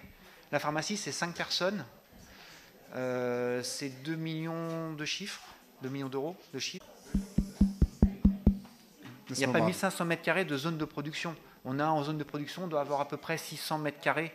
Après, il y a les zones de saisie, de préparation, il y a les zones de libération, il y a les zones de... vous savez, en France, il faut prendre soin de son personnel comme ailleurs, mais moi, ils ont une salle de sport, ils ont une salle de jeu, ils ont... voilà. Ils ne sont pas à plaindre. Ça, c'est important. C'est important pourquoi? Parce que ça, c'est ce qu'on disait tout à l'heure. Ça, c'est ce que vous pouvez faire, vous, pour promouvoir la préparation magistrale. Moi, je suis persuadé qu'en Tunisie comme en France, la préparation a un bel avenir. On avait fait la première fois qu'on avait fait un congrès de pédiatres.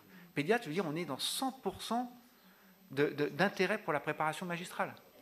Et on avait préparé ce congrès et on s'était dit, quelle va être la réaction des pédiatres sur la préparation magistrale. On s'est dit globalement, le ressenti, ça va être de dire, on ne fait pas de préparation parce qu'on ne sait pas faire ou parce qu'on ne connaît pas. C'était les 2 items qu'on imaginait comme réponse des pédiatres. Donc il y a eu évidemment ces items, mais la moitié des pédiatres répondait « Je ne fais pas de préparation magistrale parce que mon pharmacien ne veut pas les faire ». C'est-à-dire que c'est nous-mêmes qui nous mettons des freins. Oui, mais c'est vrai, mais c'est désespérant quand même ça. Je veux dire, encore une fois, je suis désolé, hein, je dépasse, hein, mais le pharmacien qui refuse de faire une préparation magistrale, ou qui refuse de la sous-traiter, moi je veux qu'on m'explique l'intérêt. L'intérêt en termes de santé publique, il préfère dire à la maman, tu prends un quart de ténormine, tu l'écrases et tu le donnes à ton enfant. En termes de santé publique, c'est incompréhensible. C'est incompréhensible. En termes d'image, vous rendez service aux patients. Je veux dire, ça vous démarque quand même du confrère qui justement dit qu'il faut casser un quart de comprimé. C'est incompréhensible aussi. Alors on peut se dire, bah, c'est un argument économique, mais il vaut mieux vendre une boîte de ténormine. Ah, je ne sais pas combien ça coûte chez vous, mais chez nous, ça doit coûter 3 €. Imaginons même, on a 3 € de marge. Allez, le ténormine, c'est gratuit. On vend 3 €, on gagne 3 €. Mais une préparation magistrale, on est sur des prix entre 30, 35 €, peut-être 40 € sur la ténormine. Je ne connais pas les remboursements en Tunisie, je ne sais pas comment ça se passe, donc je ne vais pas en parler. La mélatonine sous forme de complément alimentaire, elle n'est pas remboursée non plus. Après, c'est le prix qui va être différent. Mais le prix joue, effectivement. Nous, la mélatonine, vous avez vu, on a aussi des compléments alimentaires de mélatonine. Et vous avez vu que c'est notre plus grosse molécule. Et la mélatonine, elle n'est pas remboursée chez nous non plus. Ça veut dire que nous, on est limité à 2 mg par boîte de mélatonine en complément alimentaire. En préparation, on peut aller beaucoup plus haut. Donc après, si vous faites des préparations de mélatonine à 8, 9, 10 mg, comme ça peut arriver, après, il faut regarder le nombre de boîtes que ça fait si vraiment vous voulez avoir un effet. Et puis, d'un côté, vous vendez un produit, même pas de l'industrie pharma, parce que les compléments alimentaires, on est sur autre chose que de l'industrie pharma. Vous vendez, alors que là, vous mettez en jeu votre savoir-faire. Après, le remboursement en Tunisie, effectivement, c'est un point hyper important. Il ne faut pas se voiler la face. Mais il y a quand même aussi, j'imagine, des gens en Tunisie qui sont prêts à payer, même pour du non remboursé. Enfin, je veux dire, en France, nous, 3/4 des pharmaciens... Parce qu'il n'y a pas du tout de remboursement en Tunisie.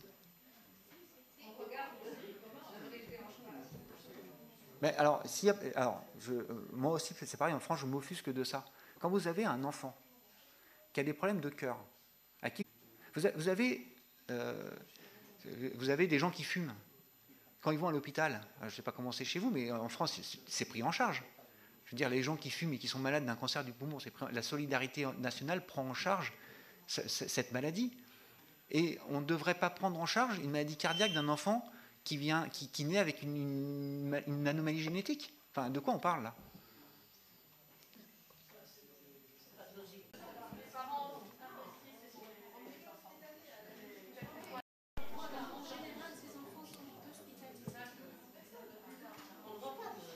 Bon, je lance ce débat après. Alors, je vais quand même continuer sur la pédiatrie, parce que c'est quand même un sujet qui me tient à cœur. On a créé des sites qui s'appellent Easy Prep. Oui, pardon. Ouais. On a créé des sites qui s'appellent Easy Prep. Je vais tous vous les montrer très vite. Easy Prep pédiatrie, ça reprend... On a à peu près 200 matières premières. Ça reprend, vous voyez, donc vous ouvrez, vous allez sur principe actif, vous avez différentes matières premières. Là, par exemple, là, c'est butolol, Sectral. C'est celui que j'ai pris. Et là, on vous donne ici, je ne sais pas si vous voyez bien, les doses dans l'hypertension artérielle, c'est-à-dire dans les indications pour lesquelles on l'utilise. Parce que les indications en pédiatrie ne sont pas forcément les indications de... C'est pas parce que vous avez une AMM d'un médicament développé par l'industrie pharma qu'il ne peut pas y avoir d'autres AMM, surtout en pédiatrie. Et donc là, ça aide à la fois le médecin, parce que le médecin de ville qui a un hôpital, il ne se souvient pas forcément des dosages qu'il a pu prendre à la fac, si vous voulez. Et en plus, il n'y a pas de Bible sur les dosages. Finalement, c'est une littérature internationale. C'est pour ça que souvent, on trouve des fourchettes. Mais en tout cas, ça donne la possibilité au médecin de vérifier les doses, au pharmacien qui va faire la préparation de vérifier les doses. On a aussi une petite liste qu'on peut donner aux patients. Hop là. Et tout ça, Tout ça, c'est en accès libre. Donc tout ça, on l'a fait. Si vous rentrez dans votre pharmacie, vous avez demain un besoin sur une préparation, vous pouvez aller sur le site. Ce n'est pas payant. Tout le monde y a accès. D'accord? On a fait pareil sur le vétérinaire. On a fait sur les ruptures, parce qu'il y a de plus en plus de ruptures en France. Donc en fait, on montre aux gens les différentes ruptures qui peuvent être gérées par la préparation. Celui-ci, c'est le petit dernier, c'est le site, enfin l'avant-petit dernier, on va dire, c'est le site sur les... Je vous disais tout à l'heure, en fait, il y a des annexes dans les BPP et ils nous disent qu'il faut faire une analyse pharmacotechnique de la préparation avant de réaliser la préparation. C'est-à-dire que tous les pharmaciens, quand ils vont avoir une préparation, devraient faire cette analyse. Et ça, on sait très bien qu'ils ne vont pas le faire. Donc en fait, on l'a fait pour eux. Là, il y a déjà des centaines de préparations et ça ressemble à ça. Alors là, c'est juste le début. Il y a je sais plus, 7 ou 8 pages, je crois. Et globalement, on a fait le travail pour eux. Donc ça, c'est pareil, vous pouvez y avoir accès. Si demain, vous avez une préparation qui vous intéresse de faire, si vous voulez savoir un peu ce qui se fait ailleurs, vous pouvez aller sur le site EasyPrep BPP. C'est pareil, c'est gratuit, c'est en accès libre à tout le monde et vous pouvez récupérer ces données. Et mon petit chouchou, le EasyPrep CBD, parce que je m'amuse toujours sur le flou qu'il y a autour de cette molécule. Ça, pour moi, c'est la molécule, je ne vais pas dire miracle, parce que voilà, mais c'est incroyable l'avenir de cette molécule. Et encore une fois, je parle bien du CBD et pas du cannabis. Parce qu'en Tunisie, j'imagine en France que le cannabis est interdit.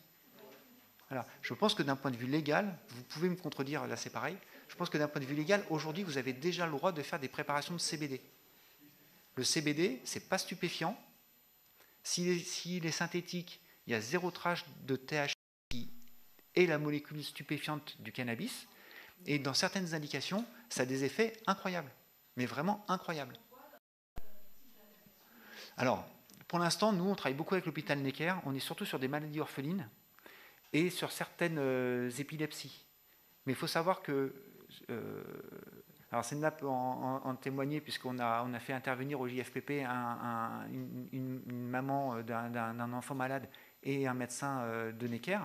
On est sur des enfants qui sont déscolarisés, sous morphine. Même la petite devait partir en hôpital psychiatrique parce qu'ils n'arrivaient pas à gérer ses douleurs. Et elle ne prend plus que du CBD et elle est retournée à l'école, elle est première de sa classe. On est vraiment quand ça fonctionne sur les indications, c'est incroyable. Mais quand je vous le dis, je sais qu'on ne me croit pas quand je dis ça. Il faut que on mettra certainement en ligne les interventions des JFPP. Mais quand elle le dit, hein, c'est impressionnant quand même. Hein. Et quand vous avez la maman qui vous dit, mais moi, ça a sauvé mon enfant. Mon enfant devait partir en hôpital psychiatrique.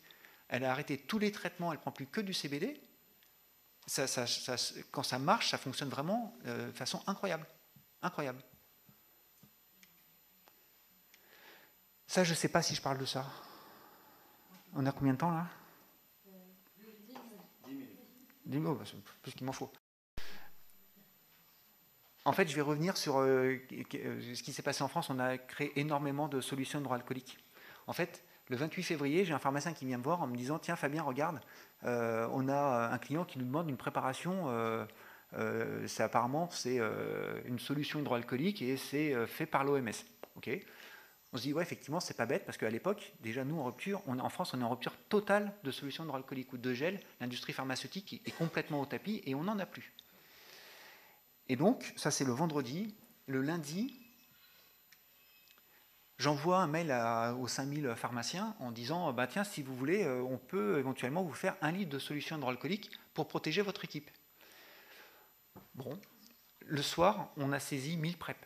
Je me suis couché à 2h du matin pour taper les 1000 préparations de solutions hydroalcooliques. Ça veut dire que 20% des pharmaciens français, des pharmaciens, mes clients, ont commandé le jour même de la solution hydroalcoolique pour eux.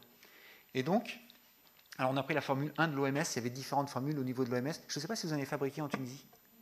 Oui, vous avez, j'imagine, pris la formule 1 aussi, pareil, puisque c'était beaucoup plus simple, l'éthanol est plus facile d'accès, ça coûte évidemment beaucoup moins cher que l'isopropanol, et puis ça a beaucoup moins d'odeur. Alors je ne sais pas si vous vous êtes posé la question de la fabrication de cette solution hydroalcoolique. Quel est le cadre réglementaire de la solution hydroalcoolique ?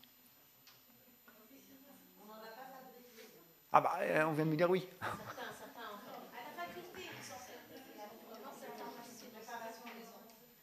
Alors voilà, mais sauf que préparation maison, c'est illégal. Ça n'existe pas en France. C'est soit c'est une préparation magistrale et vous avez une ordonnance, mais moi j'ai pas d'ordonnance là.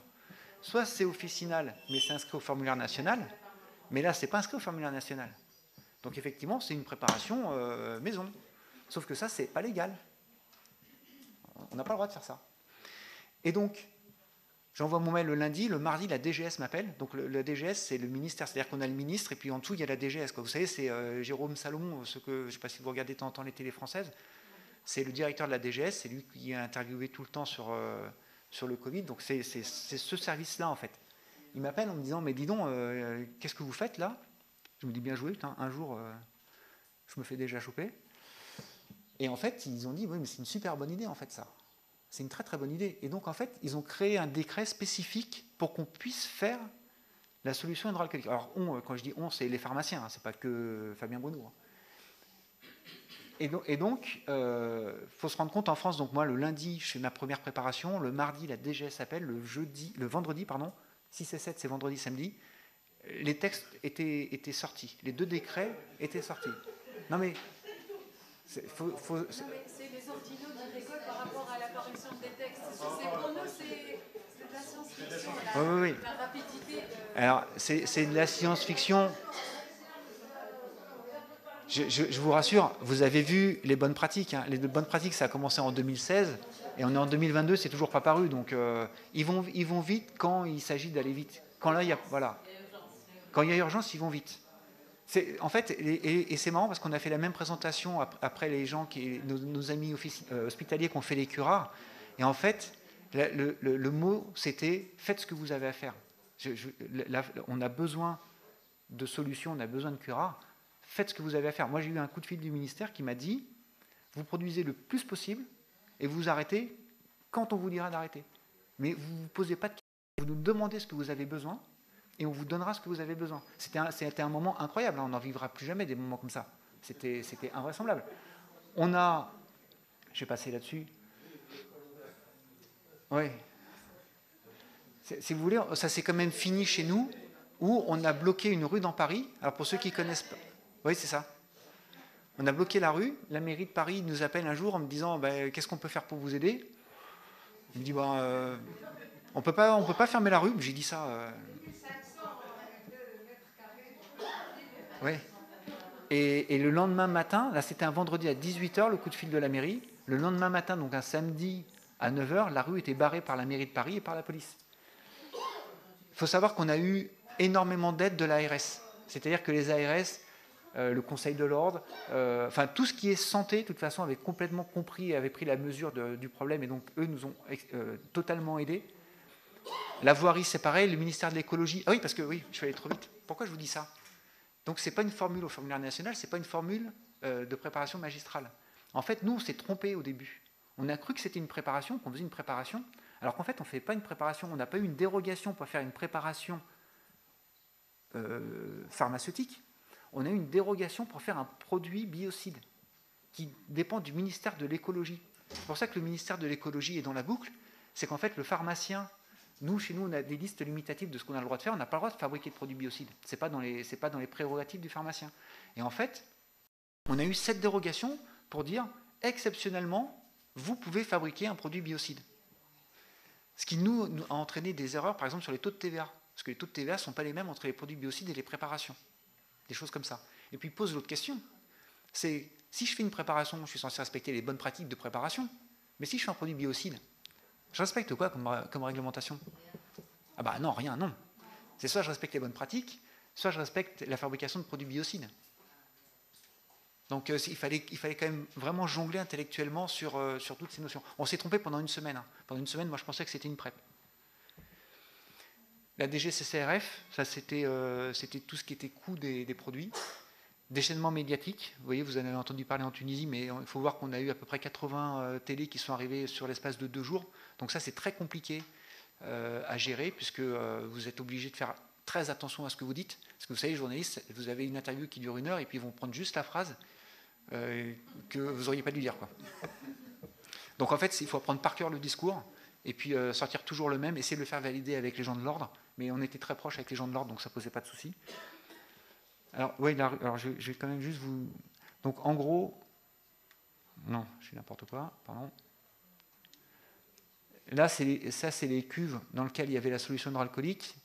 Ça, c'était complètement ceinturé. Ça, c'est des bidons qui étaient remplis d'eau. Chaque bidon fait 200 litres d'eau. Au cas où il y avait un début d'incendie, on aurait eu les bidons qui auraient fondu. Alors, je ne vous dis pas qu'on aurait été l'incendie avec ça, mais en tout cas, on faisait au mieux. Ça, c'était les tentes où on stockait. Là, c'était les 3 camions où on conditionnait. En fait, le problème qu'on a eu en France... Pardon ?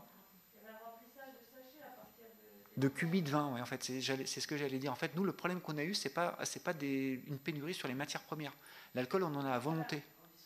Ouais, c'était les conditionnements, il n'y avait plus de plastique, et donc on n'avait pas de bouteilles. Donc au début, ce qu'on faisait, c'est qu'on disait aux pharmaciens, vous revenez avec vos conditionnements, vous remplissez vos conditionnements, et vous faites pareil avec vos clients. C'est-à-dire que le client qui vient avec son petit flacon, et surtout, il ne faut pas qu'il jette le flacon.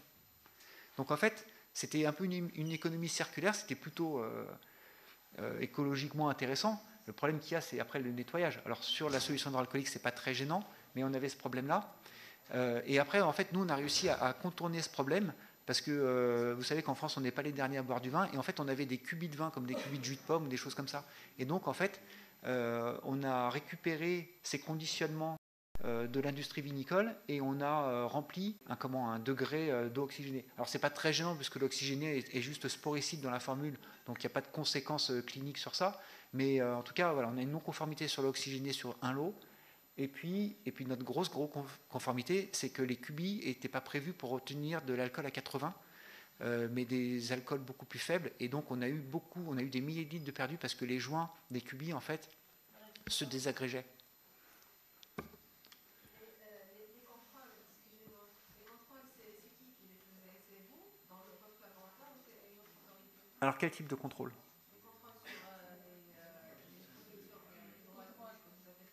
Les contrôles physico-chimiques, vous voulez dire? Alors, on faisait un type de contrôle, en fait. Je vous montrerai après. On faisait l'alcométrie. On avait ressorti des vieilles armoires de nos alcomètres.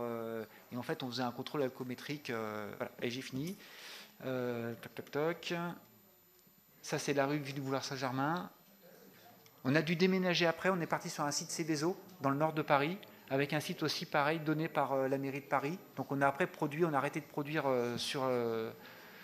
l'étiquetage, là vous voyez, on est clairement sur un étiquetage de préparation, alors qu'en fait, l'étiquetage à droite, là, était le conditionnement final, produit biocide. Ça, c'est une affiche qu'on avait donnée aux pharmaciens avec la croix verte, pharmacie, et le cœur bleu, blanc, rouge. Ça, c'est pas intéressant. Ça, c'était notre logiciel. Donc, en fait, voilà, donc ça, c'était le contrôle qu'on faisait sur les lots, c'est-à-dire qu'on vérifiait le taux d'alcool dans une éprouvette, quelque chose d'ultra classique. On ne faisait rien d'autre là-dessus.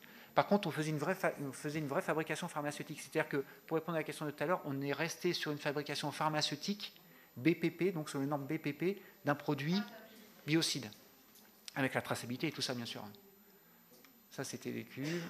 Et ça, c'était juste pour montrer, c'est la dernière diapo, que tout le monde, en fait, en France, s'est mobilisé. On avait les officines, à peu près un pharmacien sur 2 a fait de la solution hydroalcoolique. Les PUI, évidemment, on en fabriqué. Et les PUI, donc c'est les hospitaliers, et les universités aussi en ont fait dans les facs. Et je crois que c'est... Bon, ça, en fait, en tout, on a fait 500 000 litres de solution. Voilà. Ça coûtait à peu près 2,50 € le litre. On a surtout vendu aux pharmaciens, et on a donné à peu près un quart de la production aux forces de l'ordre françaises, aux forces de l'ordre et à l'armée. Eux, je ne leur ai pas payé, on leur a donné à peu près... Des questions par... C'est la dernière. Ouais, c'est ça. Je vous crois pas. Non, non, croyez-moi. C'est juste un petit témoignage sympathique pour la pharmacie Delpech, de l'autre côté de la rive de la Méditerranée. Je reçois il y a 2 semaines, une formation magistrale. Déjà, les produits, j'avais jamais entendu parler, donc je cherche en Tunisie, j'en trouve pas. Et une fois, au gré de mes lectures, j'avais lu que la pharmacie Delpech était spécialisée dans les préparations. Donc je vous appelle. Oui. J'appelle le département préparation. C'est pas le même numéro que la pharmacie, c'est pas le même fax, c'est pas le même mail. Non, oui. Donc on comprend que c'est une structure. Et j'ai été très très bien accueillie au téléphone. On a pris ma préparation, j'ai envoyé par fax ma formule et on m'a renvoyé un devis et m'ont dit qu'il y avait... On verrait ça si c'est fait par Chronopost. Mais en Tunisie? Oui. Ah bah oui. Mais je suis content, hein, ça me fait plaisir, merci.